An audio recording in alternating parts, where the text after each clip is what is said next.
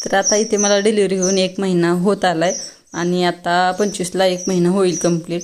तर आता थोडी थोडी मदत आईला माझी व्हायला लागली आहे, कारण एकटीला कामाचा खूप लोड आला होता। त्यामुळे मग जी कोरडी कामं आहेत म्हणजेच झाडून काढणे किंवा कपड्यांच्या घड्या घालणे, असं थोडंफार काही नीट करायचं असेल भाजी वगैरे तर ती नीट करून देणे, असली कामं करून देत आहे। आता तेवढीच माझी मदत होईल तिला।